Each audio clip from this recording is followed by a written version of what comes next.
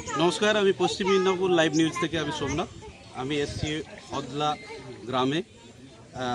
মন্দিরের আজকে শুভাশিস ওম বিধায়ক নিজে আসছেন। বলছি আজ বিধায়ক আসছে আপনাদের এখানে, ঠিক আছে? এটা অনেক গৌরবের ব্যাপার। হ্যাঁ, নিশ্চয়ই। আর এটা পারিবারিক মন্দির। হ্যাঁ, পারিবারিক মন্দির।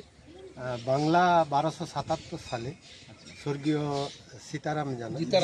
জিতারাম জানা এই দেবতা শ্রী শ্রী রঘুনাথজি বিগ্রহ প্রতিষ্ঠা করেছিলেন এবং সেই থেকেই বংশ পরম্পরায় আমাদের 156 বছরে চলছে এই মন্দির চলছে। প্রথমে ব্যক্তিগত বাড়িতে রঘুনাথজি থাকতেন, তারপরে একটা মাটির বাড়ি হলো। মাটির বাড়ি থেকে আস্তে আস্তে ধীরে ধীরে সামাজিক অর্থনৈতিক পরিবর্তনের সাথে সাথে মন্দির হয়।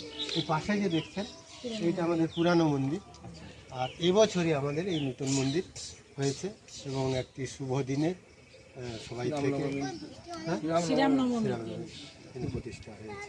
এবং আমাদের এই শ্রী শ্রী রঘুনাথজির মন্দিরে 12 মাসে বিভিন্ন উৎসব হয়। দোলযাত্রা, জন্মাষ্টমী, মকর সংক্রান্তি, যা যা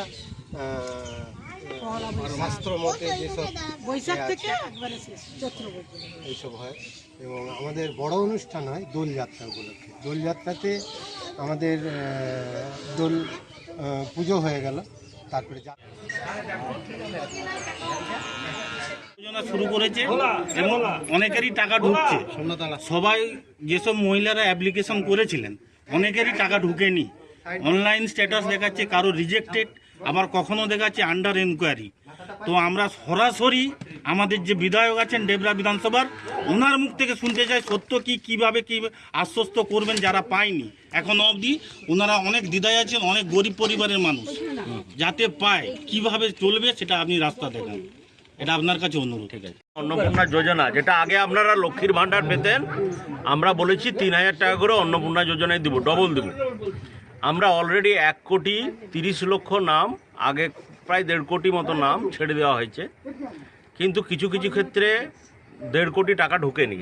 1 কোটি মতো আমাদের কাছে যেটু খবর আছে 1,10,00,000 মতো টাকা ঢুকেছে, 40 লক্ষ টাকা ঢোকেনি।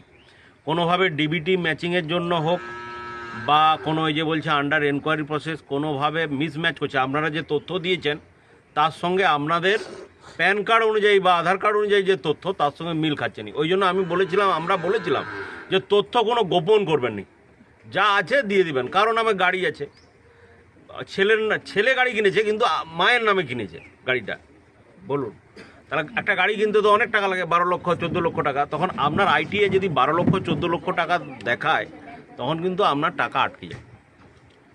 ফলে কিছু কিছু টেকনিক্যাল সমস্যা হয়েছে। আপনারা যারা সত্যিই পাওয়ার দরকার তারা পাবেন টাকা। পুনরায় প্রয়োজন হলে সরকার আবেদন নেবে। আমরা কালকে জানিয়েছি আমাদের মাননীয় মুখ্যমন্ত্রীকে যে এরকম সমস্যা শুধু এখানে নয়, গোটা পশ্চিমবাংলা জুড়ে একই সমস্যা। এমএলএরা কালকে বৈঠকে ছিলাম, সকলের চিন্তায় যে আমরা কি করব। তো বলেছে ঠিক আছে, একটা পোর্টাল নতুন খোলা হবে, যাদের এনকোয়ারিতে দেখা যাচ্ছে কোনো সমস্যা আছে তাদেরকে ঘুরে আবার অ্যাপ্লিকেশন করার জন্য বলা হবে প্রয়োজনে, এবং আপনাদের টাকা পাবেন যাদের প্রয়োজন।